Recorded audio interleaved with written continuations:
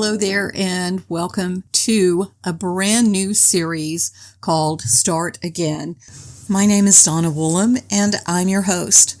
I'm an author, a speaker, a coach, and a lover of Jesus, and I am thrilled that you're joining me.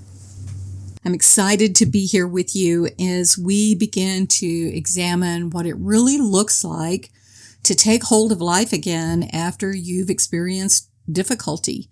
It could be like for me as a widow when my husband died, and how do I begin to live life again, even the journey that I took as a caregiver. And so many of you may be in that kind of a spot as well, or after divorce, or after a financial setback where you've had to leave everything behind and start all over again. I call them life-shifting experiences because life was one particular way and you expected it to continue that way. But because of circumstances, you found yourself facing a life that didn't look anything like you had hoped it would. And here you are trying to figure out, how do I start again? And for some of us, it is starting again. And as we get tucked in today, one of the things that I want to investigate, look at, consider, is this idea of knowing that you are meant for more. But what do you do when life knocks you down and knocks the wind out of all of your dreams? Because it's right here, right now, in this moment, when it is critical for us to remember who we are and what we carry. There is a scripture that I want to use a little bit as the foundation for what we're talking about today, and it is the chapter of John where we see that Jesus calling Peter back. And you may be familiar with the story that Jesus and the disciples are in the garden, and Jesus leaves them, particularly his three guys who saw so much of the inside of what was happening, Peter, James, and John. And Jesus walks on and the disciples sit down, and these three walk on with Jesus. And he says, I need you to sit here and I need you to pray. And I'm going to go up here and pray. And he says, the spirit is willing, but the flesh is weak. And when he comes back, he finds them asleep. So he goes away, wakes them up, he goes away, he comes back and they're asleep again, and he wakes them up and he goes back to pray again, and he comes back, but it's too late because Judas is there with the temple guards and with the priests.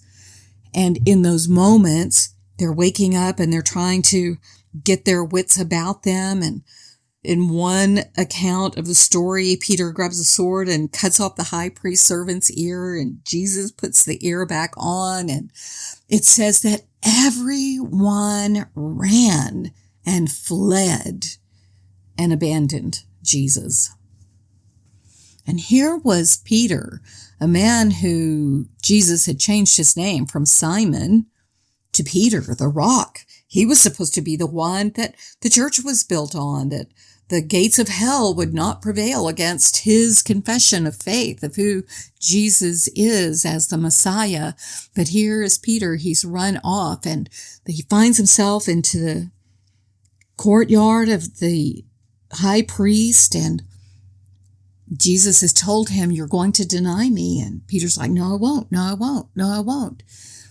But sure enough, the rooster crows and Peter denies. The rooster crows and Peter denies, and the rooster crows. And it says he looks across the courtyard and Jesus looks at him and he goes away and weeps bitterly. And this is the Peter that we see in John 21 when Jesus has said, go and tell the disciples and Peter. You know, some of us have experienced things like that where either we've experienced great betrayal by people that we've trusted, people that we loved, people that we counted on, or we've actually been the people who did the betraying, and wondering how we're ever going to get started again. And it makes me think some about the story about Eleanor Roosevelt and her particular story.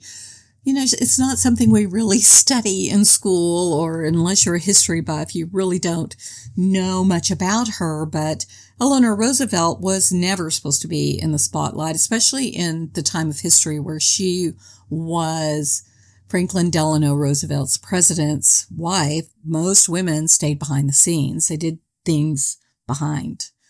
But there she was, the first lady, and everything shifted because she found out that her husband had an affair. That's not something they really talk about in the presidential histories either, is it? And she broke, and her identity did too. She just didn't know who she was supposed to be. Here she was in this big public face of things, and the person that she had given her life up for betrayed her. America was in a horrible situation. We were going into the Great Depression, and fear was on every side. And she could have decided to step back, but instead she decided she would rise up and do something. So she did something that no one had ever done before. She started holding press conferences just for women reporters who rarely ever got a voice. She started visiting coal mines and hospitals and prisons and speaking out about human dignity and justice. And she stepped into leadership not because she had to, but because the world needed her voice. And she never stopped. Long after they were out of the White House, she helped draft the Universal Declaration of Human Rights. And she turned her pain into a purpose, not just for herself, not just for her close friends, but for the entire world. And she gives us a real picture of what it looks like to lead with courage.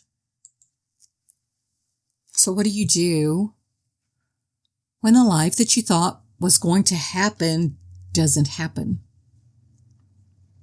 I can remember the moment of sitting at my home office computer, trying to figure out what in the world I was going to do after Richard received his diagnosis of multiple myeloma. And like a crazy person, I was on the internet searching, what is multiple myeloma? How do you treat it?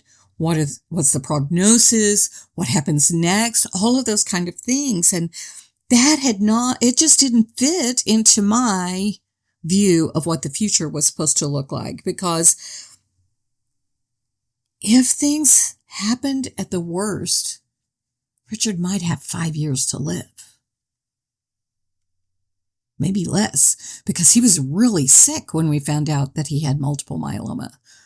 And I was highly independent. I was an entrepreneur. I was working. I was building a business. Richard had a job where he was on the road, and I spent a lot of time alone and was trying to build life that way. And suddenly, life was 24/7 taking care of this critically, possibly terminally ill man. And everything was redefined. And it seemed like just when we would kind of get our feet underneath us and things would kind of be working a little bit better, he would have another setback, another strange complication. And that was tough enough when we were living in our home around all of our friends and family. But when we had to go to the Dallas-Fort Worth area, we had no friends or family that really lived there. We were living in hotel rooms and hospital rooms. And I mean, honestly, I had my clothes unpacked in the drawers in the hospital room. And I spent probably 23 hours out of 24 in that room with him, helping take care of him because he was private and didn't like all the nurses taking care of him. So it was a lot. It wasn't who I thought I would be. It wasn't how I thought life would be. And it ended up that we had to move and leave our home of over 20 years, all of our friends, all of our family, and move away and try to figure out what life was going to be like. But it was right there in that little apartment that I started writing my very first book. It was a way of stepping outside of all of the confusion and the pain. And I began to put down all of the things that I had used to help others in my business. And I began to think about what life might look like. And I began to get some training on how to be a professional life coach and how to do speaking and how to do writing and all of those things. And in the middle of when it looked like we had lost everything and we were not going to be able to recover any of it, God began to open up new places in me that I did not even know existed. And I'm here to tell you that God can do the exact same thing for you. If you are willing to let him take what feels like the wreckage of your life and let him build something out of it, it will be more amazing than you could ever imagine. Peter never thought that God could ever use him or use his life. Paul called himself the worst of sinners. Mary Magdalene, where the gospel is preached, her voice speaks. Eleanor Roosevelt created a life that is still living and helping women and families and children today. Someone that you may be familiar with is Lisa TerKeurst. She was the president of Proverbs 31 Ministry. She was a best-selling author, a respected Christian leader, and on the outside, everything looked perfect.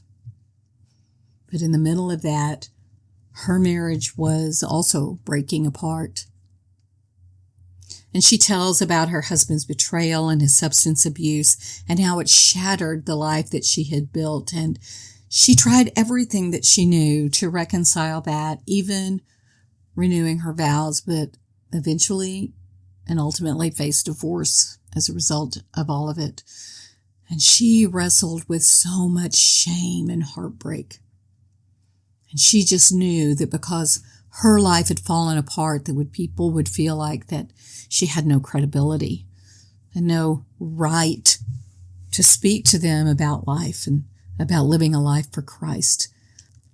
She was the picture of Christian success, an author, a ministry leader, a wife, a mom. But when she faced that heartbreak, she didn't let it disqualify her. Instead, she let it deepen her relationship with Christ and understanding of who she is. She chose instead healing. She put boundaries in place, and she spoke not from a pedestal of I've got everything all together, but from a place where some might think that she was in the dust. And that's where God took hold of her and multiplied the ministry. You see, any of us could look at our lives and say, there's not anything that God can use in my life because it's all dust and destruction. But God says that in our weakness, he is made strong. When we get up trying to be the answer, then he can be the answer. When we begin to understand that our dream isn't dead, it's just sleeping. And when it wakes up, it's going to have a new purpose and a new direction. That's when we can begin to move forward in power and clarity and confidence. So what happens, lovely one, if we don't let God take hold of these things, if we don't decide to step back into life, if we don't decide to take hold of our dreams again and start again? Well, for one thing, we will spend our entire life on the sidelines as a spectator, watching God do incredible things in other people's lives. In fact, even doing the very things that we were called to do. I've seen that myself personally. Our gifts, our calling lie dormant, and the people that we are meant to serve don't get the benefit and the blessing that we are meant to bring to them. Instead of having hope and courage and joy, we begin to look at everything through a lens of discouragement. And every time there is an opportunity that God opens up, a door that God is opening up for us, we look at it and I say it's that Eeyore kind of attitude that nothing is going to work. And so we just live this discouraged life. We live in resentment and regret, and our joy and our purpose erodes. And we lose faith in our ability to hear from God and trust in His goodness. So I can say that I've experienced so much of this myself. And my Richard was faithful to me. I didn't have to go through betrayal and divorce.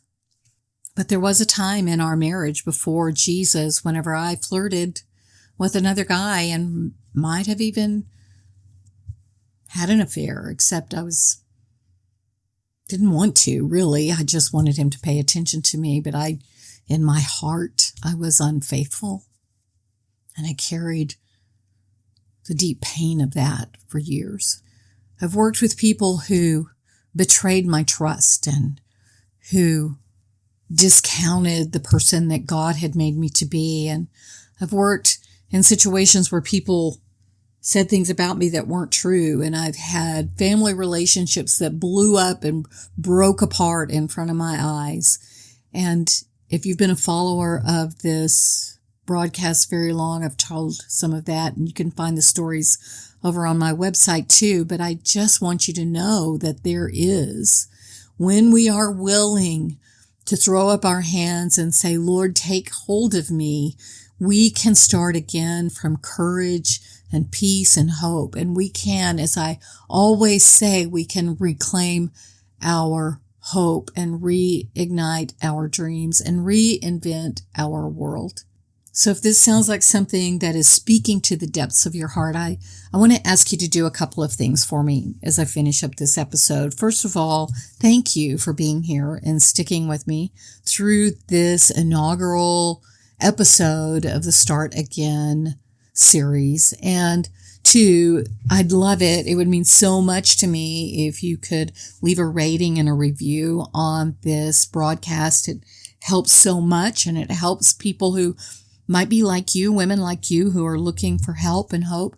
It helps them to find this podcast.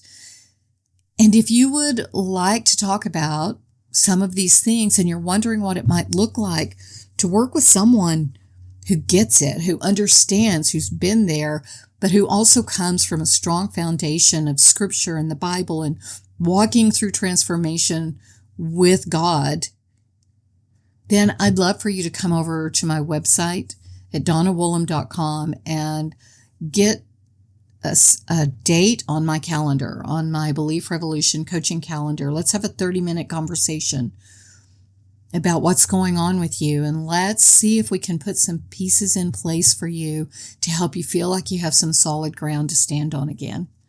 It's what I'm called to do. It's why I'm here. It's why God has put me in the position where I am today, so that maybe today you could hear my voice and you could get some hope, and you could know that the dream that God planted in your heart is still in there. You don't have to do this alone. You were never alone. I look forward to hearing from you, and I pray that you would know the peace of God that passes all understanding.